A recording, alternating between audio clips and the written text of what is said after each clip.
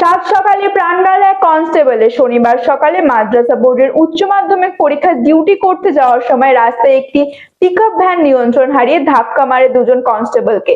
ঘটনাস্থলে মৃত্যু হয় একজনের, আরেকজনকে গুরুতর জখম অবস্থায় নিয়ে যাওয়া হয় স্থানীয় গ্রামীণ হাসপাতালে।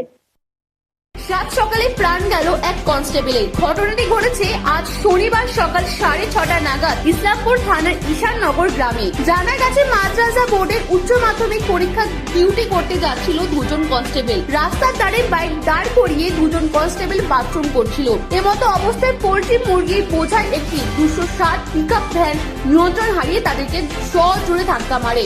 সেখানে মৃত্যু হয় সৌভিক শাহ নামে এক কনস্টেবল এবং আরেকজন কনস্টেবল তপন দাস তাকে গুরুতর জখম অবস্থায় তড়িঘড়ি উদ্ধার করে স্থানীয়রা ইসলামপুর গ্রামীণ হাসপাতালে নিয়ে আসলে অবস্থার অবনতি দেখে বহরমপুর মুর্শিদা মেডিকেল কলেজ হাসপাতালে স্থানান্তরিত করা হয়। মৃত কনস্টেবলের দেহ ইসলামপুর থানায় নিয়ে আসা হয় এবং ময়নাতদন্তের জন্য লালবাগ মহকুমা হাসপাতালে পাঠানো হয় বলে জানা গেছে।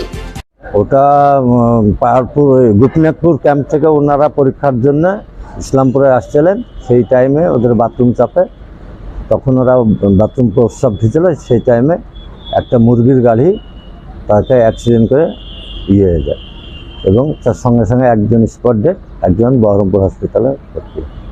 ওরা কি ইসলামপুর থানার ইসলামপুর থানার কনস্টেবল। তারা কি ডিউটি করতে আসছিল?